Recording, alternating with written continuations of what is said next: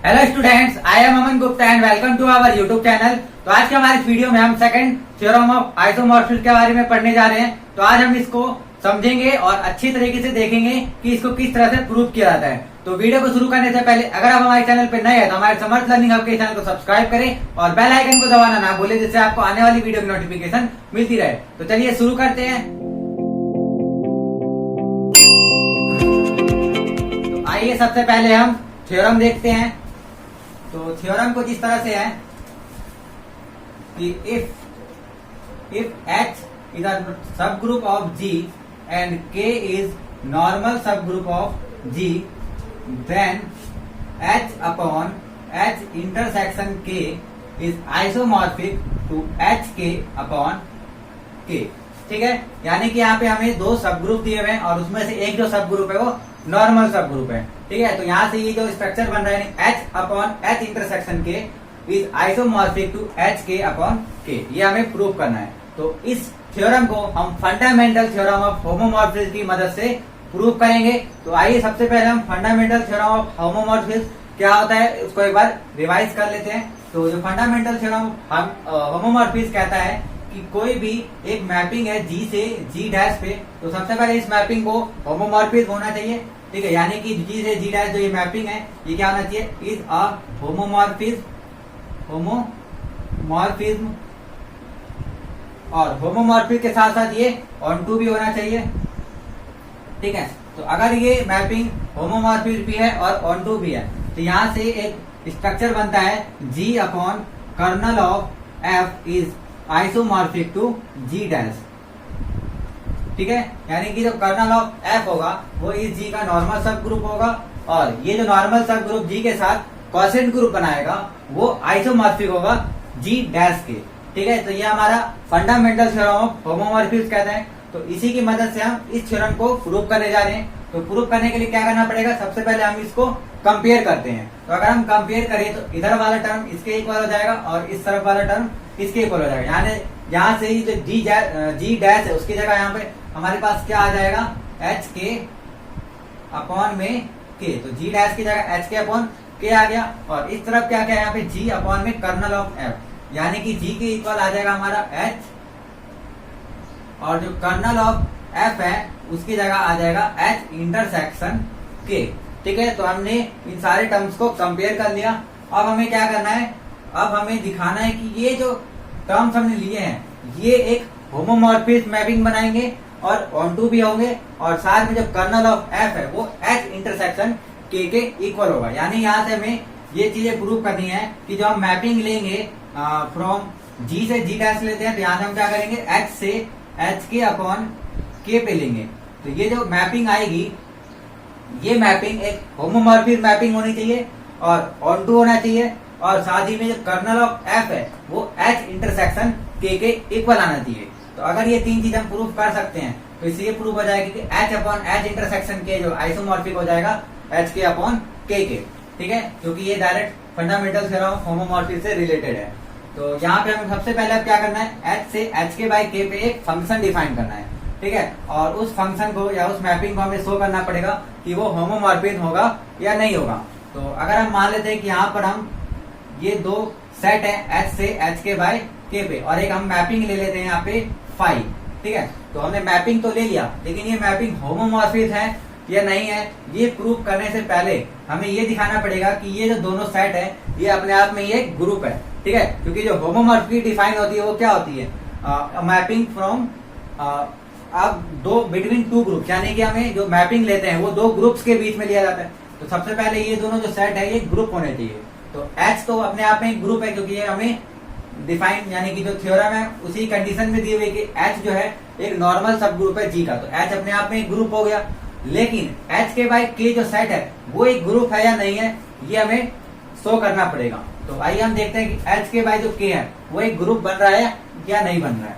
तो HK by K जो है उसको हम फाइंड करने के लिए पहले हम HK को फाइंड करते हैं।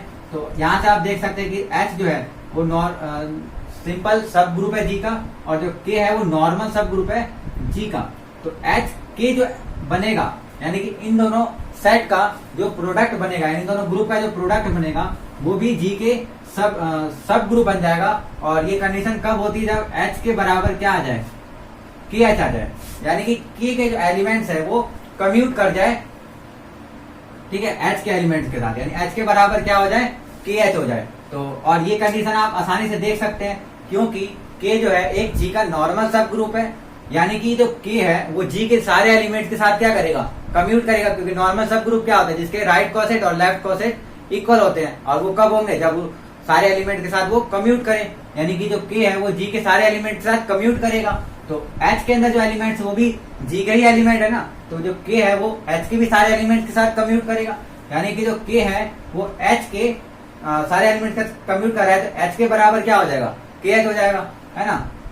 तो अगर H के बराबर KH हो गया तो H के क्या हुआ, एक G का सब ग्रुप हो गया, ठीक है। और इस केस में हम यहाँ से लिख सकते हैं कि क्योंकि K जो है वो नॉर्मल सब ग्रुप है G का, तो K जो है वो नॉर्मल सब ग्रुप होगा HK का भी, ठीक है। क्योंकि अगर कोई भी ग्रुप किसी ग्रुप का नॉर्मल सब ग्रुप होता है तो उसके सब ग्रुप के भी नॉर्मल वो होगा, यानी कि अगर K G का नॉर्मल है तो G के सब ग्रुप के भी नॉर्मल वो हो जाएगा, ठीक है। तो यहाँ से K हमारा क्या हो गया, HK का एक नॉर्मल सब ग्रुप हो गया।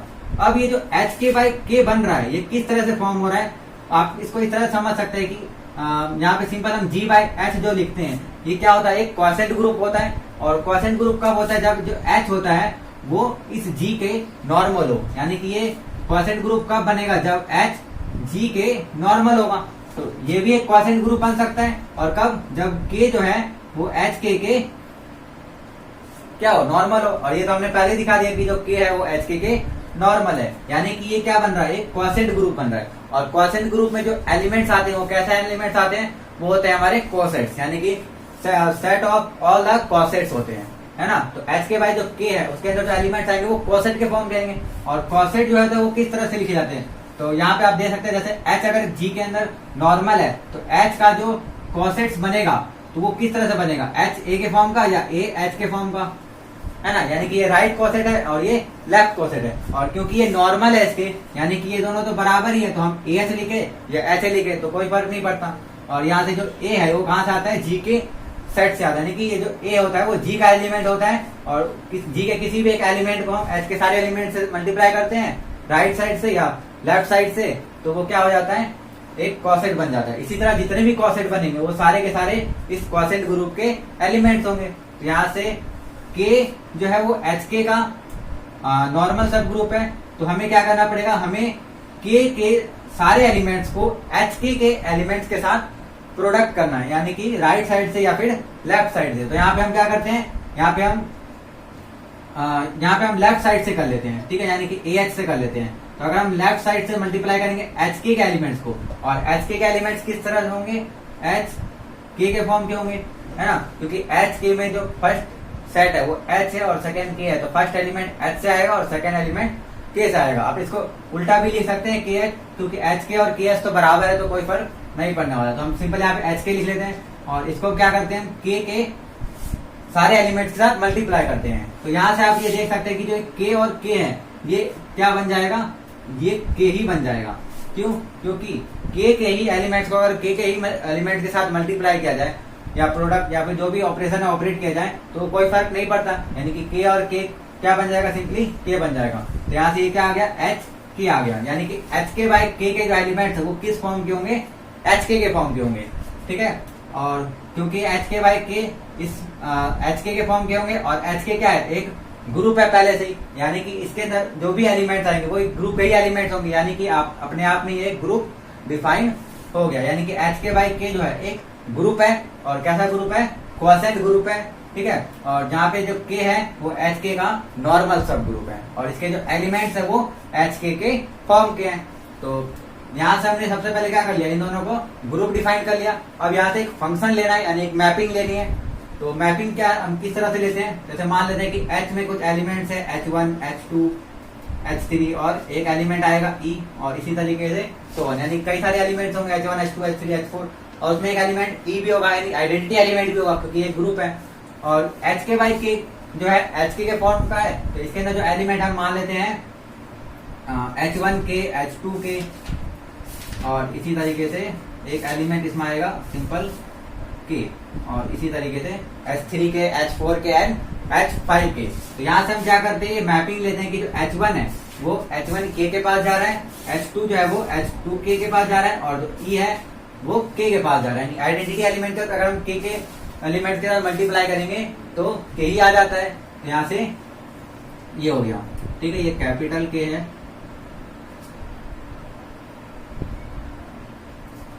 तो ये हमने एक मैपिंग ली है, और इस मैपिंग को अगर हम डिफाइन करें तो कुछ इस तरह से कि फाई ऑफ H जो है वो इक्वल टू में क्या हो जाएगा, H K हो जाएगा, ठीक है। यानी कि अगर हम यहाँ पे कोई भी H रखे तो वो H के साथ K के भी एलिमेंट्स को मल्टीप्लाई करके जो राइट कॉसेट या लेफ्ट कॉसेट बन रहा है उसके इक्वल आ जाता है। तो ये हमने एक मैपिंग ली है, और इस मैपिंग को हमने डिफाइन किया है। तो क्योंकि ये मैपिंग हमने खुद ली है तो पहले हमें देखना पड़ेगा कि ये जो मैपिंग है ये वेल डिफाइंड है या नहीं है, यानी कि जो हमने मैपिंग ली है वो एक फंक्शन बना रही है कि नहीं बना रही है। तो फंक्शन बनाने के लिए क्या होना चाहिए कि एक एलिमेंट को यानी कि कोई भी दो एलिमेंट अगर एक ही इमेज के पास जा रहे हैं तो इसका मतलब क्या हुआ कि वो दोनों इक्वल होने चाहिए, या फिर किसी भी एक दो एलिमेंट्स का अगर सेम क्या कहते हैं, अगर किसी भी दो इमेज का सेम प्री इमेज हो तो वो दोनों इमेज जो है वो क्या होने चाहिए, इक्वल होने चाहिए। यहाँ से ये कंडीशन हम मान लेते हैं कि हम लेट करते हैं कि H1 और H2 क्या है, इक्वल है। तो हमें दिखाना पड़ेगा कि जो इनके इमेज है वो भी इक्वल होंगे, ठीक है। तो आप आसानी से देख सकते हैं कि H1 का जो इमेज बनेगा वो क्या बनेगा, H1 K बनेगा,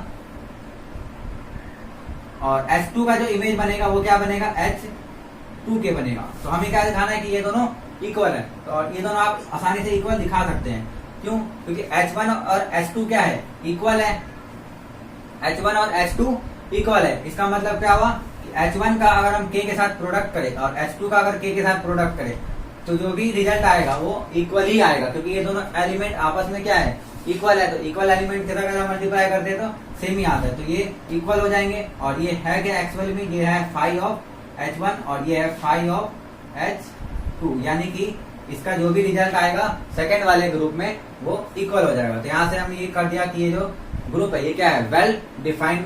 हमने जो मैपिंग ली है वो एक वेल डिफाइंड मैपिंग है, ठीक है। और वेल डिफाइंड तो है, लेकिन ये होमोमॉर्फिक मैपिंग है या नहीं है ये भी हमें देखना पड़ेगा, और उसके बाद हमें उसको ऑनटू भी प्रूव करना पड़ेगा। और ऑनटू के बाद हमें ये भी दिखाना है कि जो कर्नल ऑफ F है वो H इंटरसेक्शन K के इक्वल है। तो आइए हम बारी बारी से इन सबको भी प्रूव करते हैं।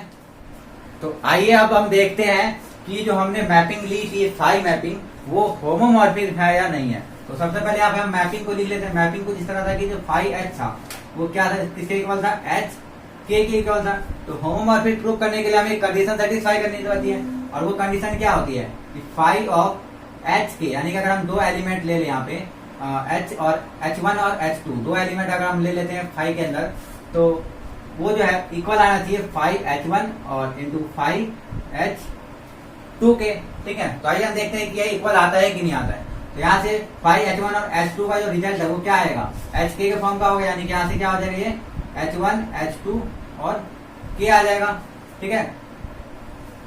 और यहाँ पर H1 H2 और K की जगह हम दो बार K लिख सकते हैं, यानी H1 H2, और यहाँ पे हम इसको दो बार K लिख सकते हैं, क्योंकि K इंटू K करेंगे तो क्या आ जाएगा, K ही आ जाएगा। तो यहाँ से हम एक K आसानी से ऐड कर सकते हैं।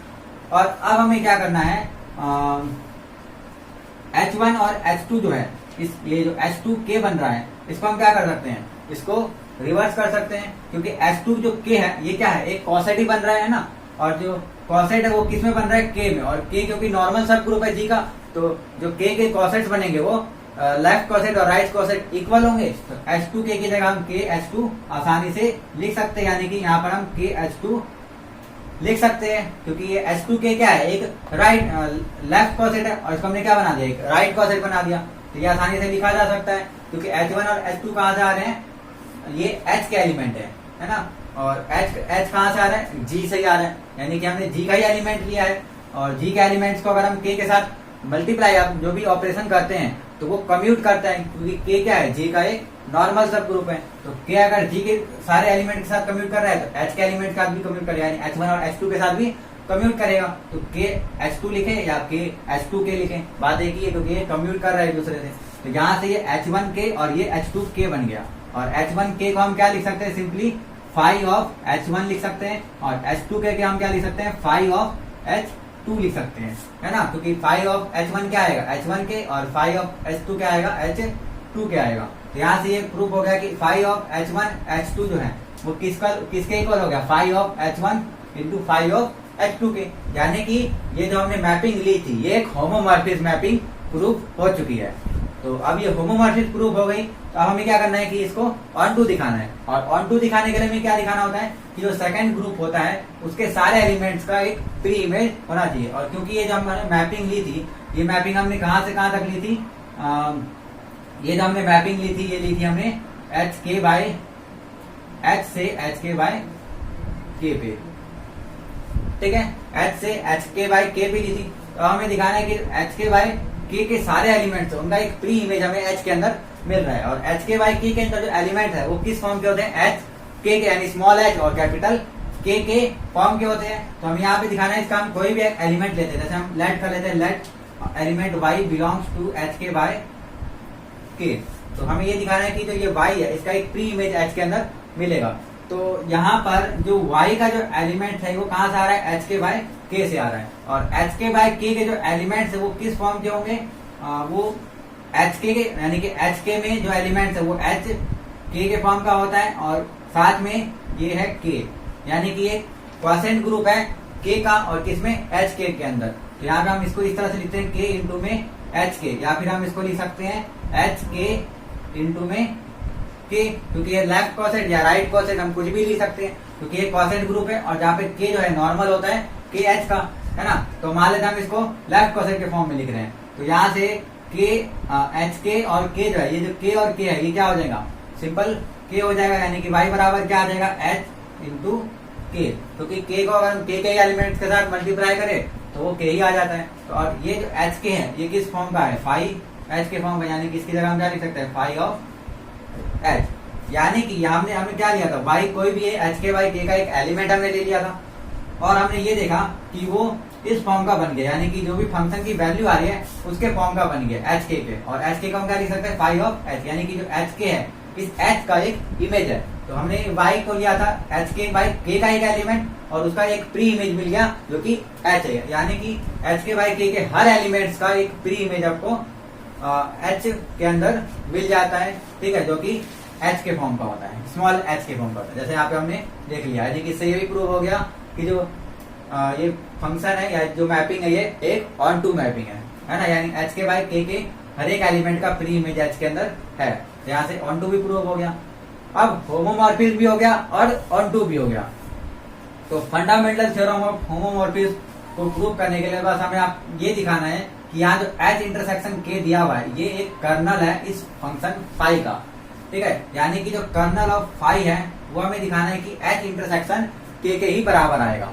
तो कर्नल ऑफ फाई के अंदर वैसे एलिमेंट कहाँ से आते हैं, फर्स्ट वाले ग्रुप से, और फर्स्ट वाला ग्रुप कहाँ है, H है, यानी कि जो कर्नल ऑफ फाई के अंदर एलिमेंट्स आएंगे वो किस फॉर्म के होंगे, H के होंगे, और H बिलोंग्स टू क्या होगा, H, और वो एलिमेंट आएंगे जो कि HK बाय K के आइडेंटिटी एलिमेंट पे जाके मैप करते हैं, है ना, कि कर्नल जो सेट होता है उसके अंदर कौन सा एलिमेंट आते हैं, H के वो एलिमेंट, यानी कि G के वो एलिमेंट जो G डैश के आइडेंटिटी एलिमेंट पे जाके मैप करे। यहाँ से फाइव ऑफ H जो है वो क्या होना चाहिए, identity element of HK by K, और HK बाय K का जो आइडेंटिटी एलिमेंट था वो हमने देखा था वो क्या था, सिंपली K था, क्योंकि HK बाय K के अंदर जो एलिमेंट्स है वो HK के फॉर्म के हैं, और अगर ये H आइडेंटिटी होता है तो K भी आइडेंटिटी हो जाता है, यानी कि HK by K quotient group है, और क्वोशिएंट ग्रुप में क्या होता है, लेफ्ट क्वोशिएंट या राइट क्वोशिएंट, यानी सेट्स ऑफ क्वोशिएंट्स, ठीक है। तो क्वोशिएंट्स में जो आइडेंटिटी क्वोशिएंट होता है वो कौन सा होता है, वो खुद ही होता है, यानी कि अगर कोई भी ग्रुप अपने ही ग्रुप के साथ, यानी कि अपने ही एलिमेंट्स के साथ क्वोशिएंट्स बनाता है तो वो आइडेंटिटी क्वोशिएंट उसको हम कहते हैं। तो यहाँ पे जो आइडेंटिटी क्वोशिएंट क्या होता है, K, तो यानी कि 5H किसके इक्वल आना चाहिए, K के इक्वल आना चाहिए, और 5H की वैल्यू किसके बराबर है, HK के इक्वल है। तो अगर हम इसको इस तरह से लिख सकते हैं कि H belongs to H such that जो HK है, HK वो किस में बिलोंग करना चाहिए, K में बिलोंग करना चाहिए। अब अगर हम यहाँ से ध्यान से देखें कि HK जो है वो K के अंदर बिलोंग, यानी कि K के इक्वल आ गया, है ना। HK K के इक्वल कब आएगा, जब ये H आइडेंटिटी हो जाए, या फिर H जो है इस K का ही एक एलिमेंट हो, है ना। अगर ये H इस K का ही एक एलिमेंट होगा तो K के ही एलिमेंट को K के साथ मल्टीप्लाई करने पे K आएगा, है ना।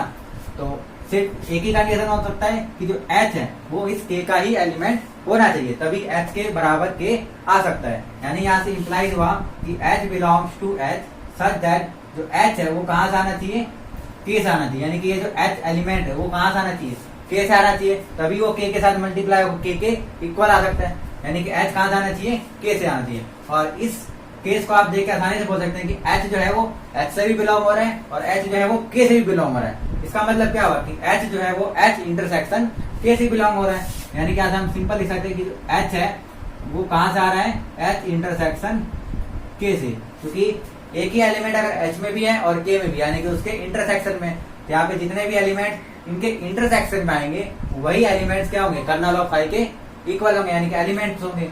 तो यानी कि जो कर्नल ऑफ फाई है, कर्नल ऑफ फाई वो किसके इक्वल आ गया, H इंटरसेक्शन K के, है ना। यानी H इंटरसेक्शन K के अंदर जो भी एलिमेंट्स होंगे वो कर्नल फाई के एलिमेंट्स होंगे, यानी कर्नल फाई किसके बराबर आ गया, H इंटरसेक्शन K के इक्वल आ गया। तो यहाँ से ये जो फंडामेंटल थ्योरम ऑफ होमोमॉर्फिज्म कहता है वो क्या कहता है कि कोई भी एक मैप H से HK बाई K पे अगर जा रही है, यानी कि यहाँ पे ये G है और ये G डैश है और वो होमोमॉर्फिज्म भी हो और ऑनटू भी हो, तो जो उसका कर्नल बनता है, और कर्नल क्या बना उसका, H इंटरसेक्शन K, उसके रिस्पेक्ट में जो क्वोशेंट ग्रुप बनाएगा वो उसके आइसोमॉर्फिक होगा, है ना। यानी कि यहाँ से ये जो स्टेटमेंट था ये हमारा प्रूफ हो गया, यानी कि H by H intersection K isomorphic हो गया HK बाय K के, ठीक है। क्योंकि हमने एक फंक्शन लिया H से HK बाय K पे और वो फंक्शन फाई था, और फाई को हमने दिखा दिया कि होमोमॉर्फिक भी है,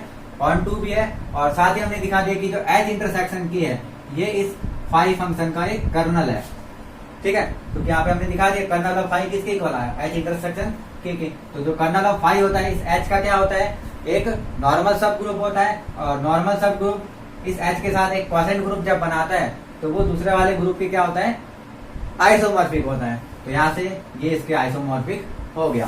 तो यही था हमारा second theorem of isomorphic. I hope आपको ये आइसोमॉर्फिक का ये जो थ्योरम था ये बहुत ही इंपॉर्टेंट है और ये आपको क्लियरली समझ में आया हो। हमने कोशिश की कि हर एक वैल्यू को, हर एक पॉइंट्स को अच्छे से एक्सप्लेन किया जाए ताकि आपको इसमें कहीं भी कोई भी दिक्कत ना आए। लेकिन अगर आपको फिर भी इसमें कोई दिक्कत आती है तो आप कमेंट बॉक्स में कमेंट करके हमें बता सकते हैं। तो आज की हमारी वीडियो में सिर्फ इतना ही। अगर आपको ये वीडियो पसंद आई हो तो प्लीज लाइक कर दें, और अगर आप हमारे चैनल पे नए हैं तो हमारे समर्थ लर्निंग हब के चैनल को सब्सक्राइब करें और बेल आइकन को दबाना ना भूलें, जिससे आपको आने वाली वीडियो की नोटिफिकेशन मिलती रहे। हमारी नेक्स्ट वीडियो में हम थर्ड थ्योरम ऑफ आइसोमॉर्फिज्म भी पढ़ेंगे और उसको इसी तरीके से एक्सप्लेन करके समझाएंगे कि वो कैसे प्रूव होता है। तो ऐसी वीडियो के लिए आप हमारे साथ बने रहे। Thank you very much for watching this video.